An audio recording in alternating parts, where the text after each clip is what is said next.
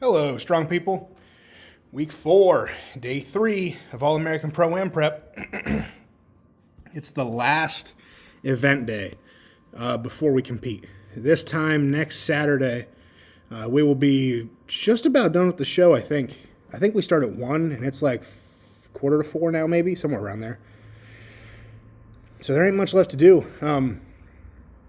So what we got today is I have one goal in mind today. I have a 60-pound bag throw programmed. I have to clear it. I'm going to lose my mind if I don't clear it. I've cleared 60 a couple other times, but I need that today. I don't know how much more clear I can be about needing to throw 60 over 15 today. If bags feel as good as they have the last couple weeks, then cool. I should be okay, but we won't know until I actually throw.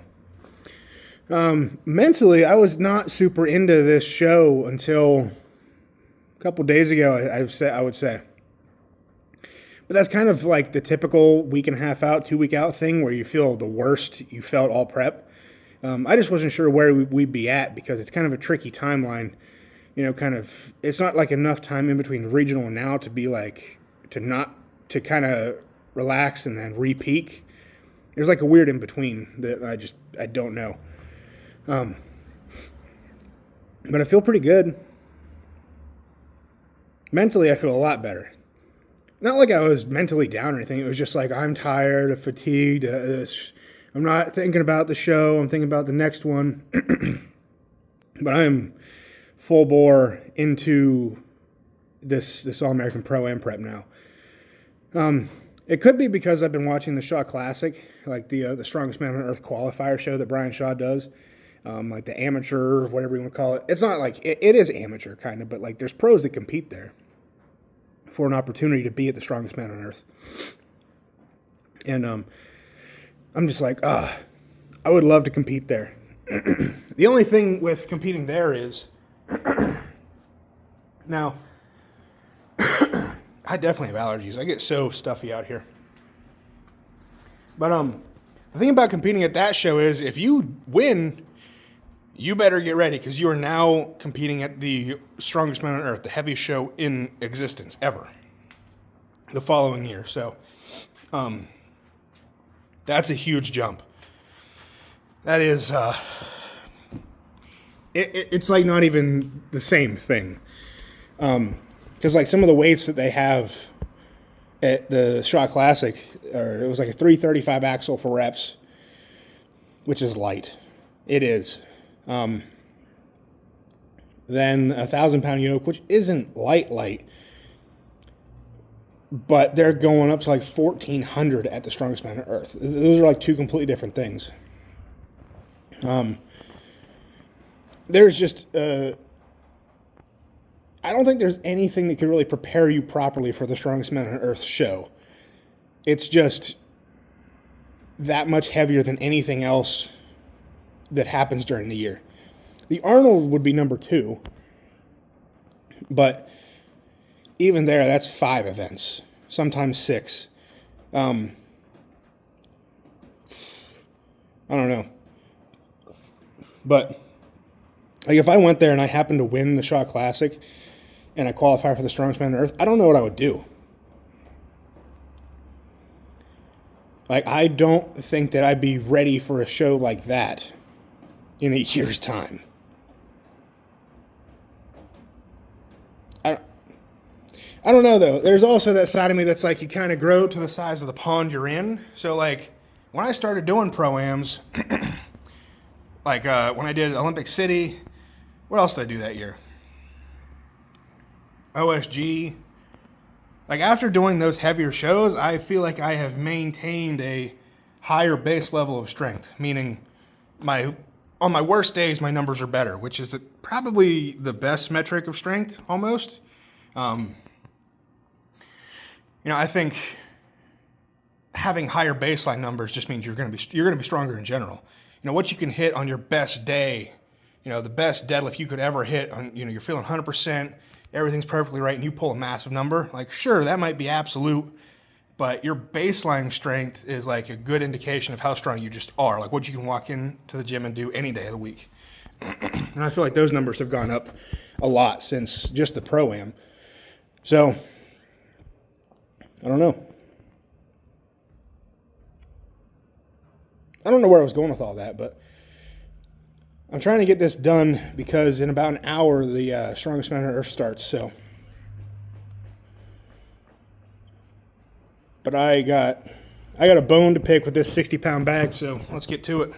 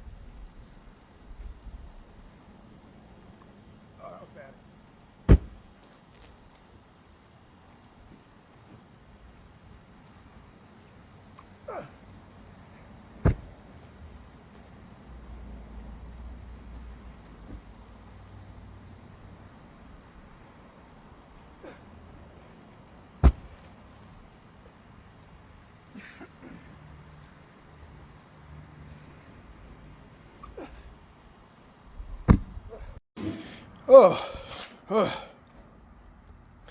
I did it. 60 pounds. Oh, God. Third attempt, too. The only difference between the third one and the first two was I was just angry on that third attempt. It was just like, I don't know. Sometimes you think less, throw more. And that's what that was there. I was just like, just throw the stupid thing. It was better. A lot better. I barely cleared. But to know that I can throw that at the end of a prep, just, week out, it's pretty good. I'll take it. That's not good news for finishing the medley, of course. But I'm getting a 60. I'm more comfortable in my ability to maybe get the 50 or 55. I don't really know. I'll tell you what, though, stupid fly.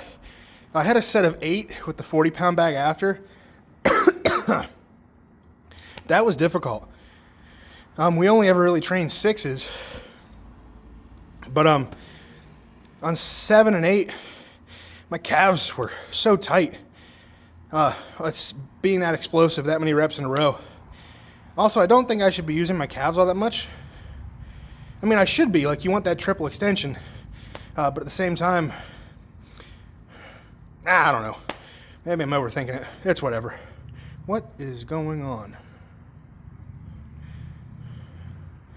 That car is doing a U-turn right in the turnoff to the main road.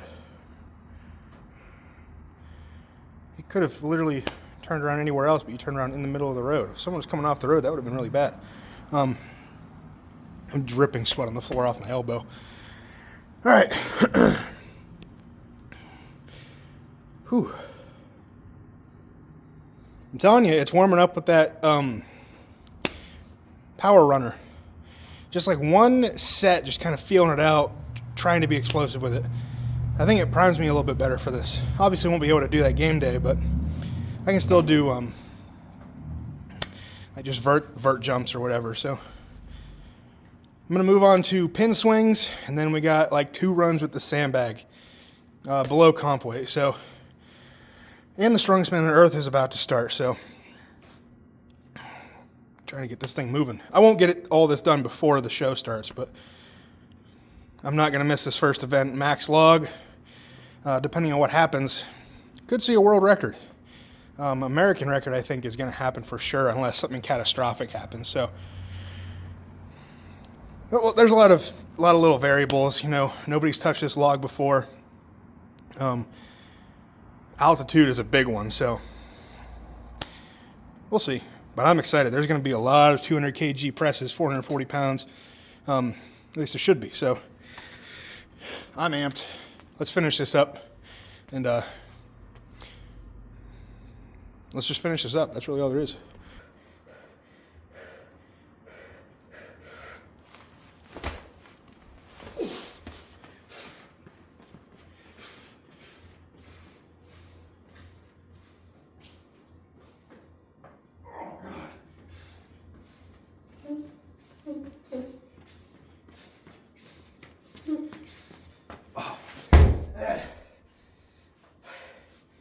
Can't breathe.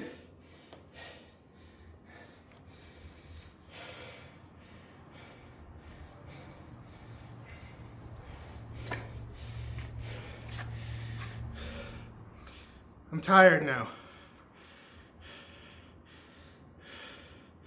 My legs are so wobbly today.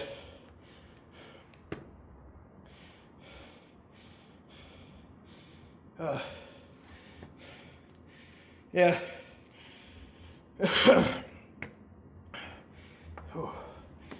On my warm-up run, my legs were pretty jello-y.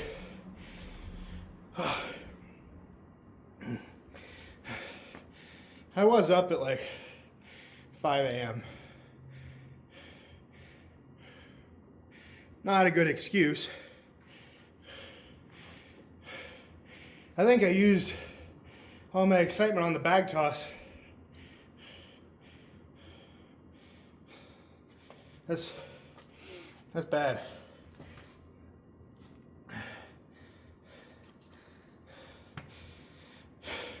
You know what else is funny? It's not funny, it's actually kind of embarrassing. So I went to work today. That's why I was up at like 5. I did some overtime early this morning. I got up at 5, got there at 6, whatever. Worked my 8 hours, but in the early morning, I was sitting at my desk and I stretched really hard and I cramped up in my abdominals and I gotta get this off. I cramped up so hard in my abdominals. I was the only one in there, thank God, because I was like moaning and groaning like, oh my God, it feels like I'm being stabbed. And I couldn't get it to stop cramping. It was for like 5 minutes it was cramping. And I was struggling after that. I started drinking a bunch of water. But I can still feel it. It's like when you get like a calf cramp in the middle of the night and you wake up and you still feel it. That's what I'm feeling right now. That's like 3 excuses. You can count those. Of course, if I suck on game day, then it's my own fault. But that's what I'm calling the session. That's all there is left. So not bad overall, but that's pretty much the end of the prep. So Monday, Tuesday, we got some light stuff, and then Saturday we go. So until next time, go out, get strong, stay strong, and I'll see you guys in the next one. Peace.